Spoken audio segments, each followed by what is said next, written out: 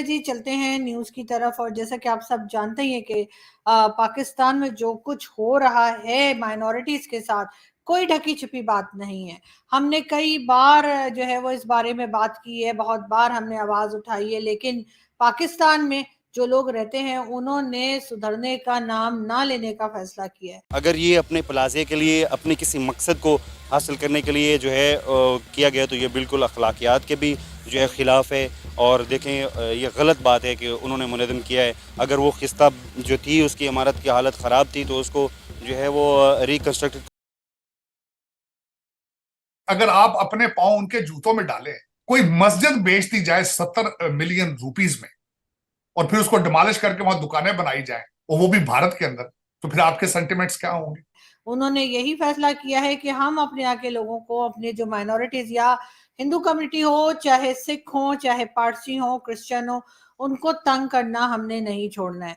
और यही सब कुछ देखा गया। और उससे पहले भी आप सब जानते ही हैं कि मियाँ मिट्ठू नाम का एक आदमी जो कि सिंध में है, और वो वहां पे हिंदू कम्युनिटी की बच्चियों को जबरदस्ती पकड़ के, अगवा करके, किडनैप करके ले जाता है। और उसके बाद किसी भी बड़ी उम्र के जो मुस्लिम आदमी होते हैं उनके साथ उनकी शादियां करवा दी जाती हैं। उनके माँ बाप बेचारे रोते बिलखते रह जाते हैं, फरियादें करते रहते हैं, लेकिन ना तो हमारी गवर्नमेंट कुछ करती है, और ना ही हमारी एजेंसीज कोई मदद करती हैं, और ना ही स्टेट इस तरफ देखती है। ठीक है, अगर किसी को आप ज़ेर करना चाहते हो तो डेफिनेटली उसको आप प्यार से कर सकते हैं, खुलूस से उसको दावत दें अपने दीन की। सिंध हुकूमत के बिहाफ पे ये हरकत हुई है, इससे जिना की आइडियोलॉजी को बहुत नुकसान पहुंचा है। जिना की रूह तड़पती होगी कि जो हम जिना कह कर गए थे उस पर हमने अमल करने की बिल्कुल भी कोशिश नहीं की। तो सबसे पहले ये कि अगर 150 साल पुराना मंदिर वहाँ पे है तो उसको कल्चरल हेरिटेज के तौर पे हमें संभाल के रखना चाहिए, न कि डिमोलिश करना चाहिए। हमारा दीन भी इस चीज़ की इजाज़त नहीं देता। अगर दीन को देखा जाए वो इजाज़त नहीं दे रहा, ठीक है। अगर हम अपने रूल्स रेगुलेशन लॉज को फॉलो करें वो भी इजाज़त नहीं दे रहा, तो इसलिए बहुत बुरा हुआ है, ठीक है। जब वहाँ पे कोई इशू बनता है तो हम यहाँ से आवाज़ उठाते हैं, ठीक है। अब भी हमें आवाज़ उठानी चाहिए क्योंकि हिंदू कम्युनिटी यहाँ पे रह रही है, उनके भी हकूक़ हैं जो हमें देने चाहिए। किसी हिंदू को सेफ राइट पाथ नहीं देंगे पाकिस्तान के अंदर, तो ये भी मत सोचें कि आप इंडिया में मुसलमान नहीं है। हम यहाँ 10 को हम जज्बात क्या होंगे आप उसी चीज में देखें। इसी तनाजर से मैं इस पे अपना एहतजाज रिकॉर्ड कराना चाहूंगा कि ज्यादती की गई है। अभी ह्यूमन राइट ऑफ पाकिस्तान की तरफ से खबर आई है कि जो सिंध के हिंदू कम्युनिटी है, खासतौर पे कश्मीर और घोटकी का जो एरिया है, वहां पे तकरीबन 30 हिंदुओं को किडनैप कर लिया गया है, सिर्फ वो सीमा वाले केस में, क्रॉस बॉर्डर लव स्टोरी के केस में। तो सब सीमा का एक जाती फेल था, पर्सनल फेल था। उसमें पाकिस्तान की हिंदू कम्युनिटी का क्या लेना देना है उसके साथ? वो जहां मर्जी चाहे रहे, उसका हस्बैंड वो कहता है मैं उसको तलाक नहीं दूंगा। यार वो तुम्हारे साथ रहना नहीं चाहती, तुम जबरदस्ती किस तरह कर सकते हो? मौलवी मिठू है कोई, उसका वॉशिंगटन डीसी तक खबरें चल रही है, मैं वॉशिंगटन डीसी में बैठा हूं। अगर मुझे पता है कि मौलवी मिठू वहां को ज्यादती करने वाला बंदा ऐसा मौजूद है, तो लोकल अदारे उसको क्यों नहीं रोक रहे हैं? यही एक बात है। मगर इस मियाँ मिट्ठू को सपोर्ट करने वाले भी कोई छोटे लोग नहीं है। तो उसका आप देख सकते हैं कि ना सिर्फ ये कि बड़े बड़े पॉलिटिशियंस इसके साथ खड़े नजर आते हैं, बल्कि आर्मी चीफ जो रह चुके कमर जावेद बाजवा साहब भी इस आदमी के साथ खड़े दिखाई देते हैं। और यकीनन हर दौर में, हर बार जब भी कोई नया आर्मी चीफ या नए लोग आते हैं एजेंसीज में, यकीनन वो उस आदमी को किसी ना किसी तरह से जो है बचाते हैं और मदद करते हैं, वरना कहीं ना कहीं जाकर इस आदमी को अरेस्ट हो जाना चाहिए। क्योंकि हम 25 करोड़ है, वो 1 अरब 25 करोड़ है। तो आप देखें कि आपके जो ओवरऑल जो पॉपुलेशन वो कितनी है, इतनी तो मुसलमान इंडिया में है। अगर वहाँ पे वो यही काम शुरू करेंगे तो पूरी दुनिया में कैओस फैल जाएगा। बस इनमें 150 साल पुराने मंदिर को डिमोलिश कर दिया गया है, मंदिर की जगह पर कमर्शियल प्लाजा बनाने के लिए।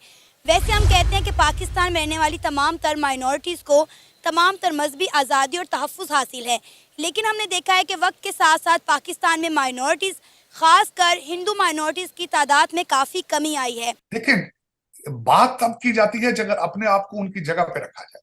ओ, मैं आज आपके जज्बात, सीमा गई है, कहते हैं हिंदू हो गई है, सारे तड़पते फिर रहे हैं इस वक्त।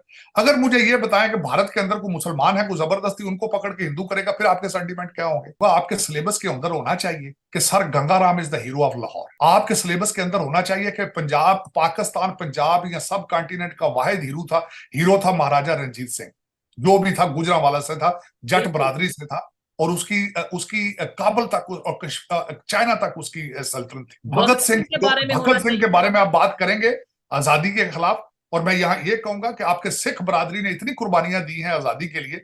जब उन हीरोज को आपके सिलेबस में शामिल किया जाएगा, लोगों को बताया जाएगा, तो आपको शायद आने वाले बच्चे ये समझेंगे नहीं कि मजहबी बेस के ऊपर हमने हीरो नहीं अपने एक्सेप्ट करने। भूख और खून का कोई मजहब नहीं होता है कि जी आखिर भारत के लोग जो हैं वो अपनी माइनॉरिटीज पे इतना जुल्म कर रहे हैं।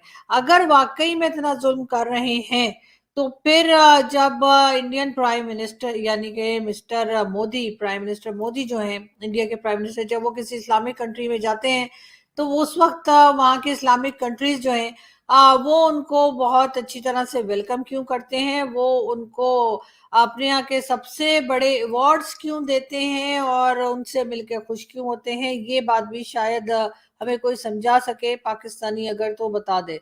लेकिन एक बार फिर अफसोसनाक वाकया हुआ है और कोई नई बात नहीं है, ना ये पहला है और ना ये आखिरी है। इस तरह के इंसिडेंट, इस तरह के अफसोसनाक वाकयात पाकिस्तान में होते ही रहते हैं और इसी वजह से ये चीज भी हुई है कि जी गोटकी में जो है वो मंदिर के ऊपर रॉकेट लॉन्चर जो है वो चलाया गया, उससे जो है वेद, उसका नाम है नवीद या नवेद, वो भी इन्वॉल्व है। लेकिन ये एडमिनिस्ट्रेशन के नाक के नीचे हुआ है सारा कुछ, और इसको रोका क्यों नहीं गया? एक हिस्टोरिकल जगह है, मजहबी जगह है, और फिर आप और इसका रिएक्शन आएगा, फिर आप कहते हैं कि नफरतें क्यों हैं पाकिस्तान के खिलाफ। अस्सलाम वालेकुम, नमस्ते, सत श्री अकाल। दोस्तों, ये खबर सुनकर बहुत ही ज़्यादा अफसोस हुआ कि 150 साल पुराना हिंदू टेंपल डीमोलिश कर दिया गया। बहुत ही अफसोसनाक बात, बहुत ही दुख की खबर है। पहले पाकिस्तान पूरी दुनिया में बदनाम कम है, पहले पाकिस्तान की बेइज्जती कम होती है, पहले पाकिस्तान के हालात कम ख़राब हैं, पहले पाकिस्तान में क्राइसिस कम है, पहले पाकिस्तान की जो इकनॉमी है वो कम डूब रही है कि मज़ीद यहाँ पर इस तरह के एडवेंचर किए जा रहे हैं। मतलब मैं इसे क्या कहूँ कि इससे क्या बेनिफिट, क्या फ़ायदा। जाहिर सी बात है कि आप माइनॉरिटीज़ के दिल में नफ़रत पैदा कर रहे हो, आप बाकायदा पूरी दुनिया में अपनी एक इमेज जो है वो गलत ज़ाहिर करना चाह रहे हो। मतलब आपको इससे बेनिफिट क्या होना है, आपको इससे फ़ायदा क्या होना है?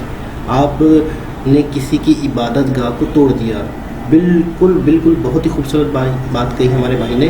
अगर यही चीज़ हम अपने ऊपर तस्वुर करें, मिसाल के तौर पे अगर हमारी मसाजिद को इंडिया में या कहीं पर भी किसी भी कंट्री में डीमोलिश कर दिया जाए या तोड़ दिया जाए, हम उसे शहीद कहते हैं, हमारे दिलों पे छुरियां चलती हैं, हमें बहुत दुख होता है, हम जज्बाती हो सकते हैं, हम कुछ भी कर सकते हैं उसके बदले में।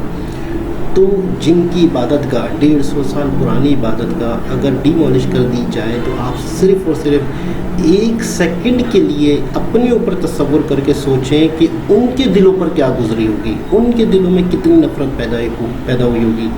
बहुत अफसोसनाक खबर है, बहुत दुख हुआ, बहुत ही ज़्यादा दुख हुआ। लेकिन ये हरकत मैं कहता हूँ बहुत, मतलब मुझे कोई लॉजिक समझ में नहीं आ रही। इस तरह की जो पुरानी इमारतें होती हैं तो बाकायदा वो तो वर्ल्ड हेरिटेज का दर्जा रखती हैं, बाकायदा वो तो आसार कदीमा में चली जाती हैं, बाकायदा लोग टूरिज़्म के लिए उन्हें आके देखते हैं, बाकायदा ये तो एक विरसा होता है, ये तो एक सकाफ़त होती है, ये तो एक कल्चर होता है।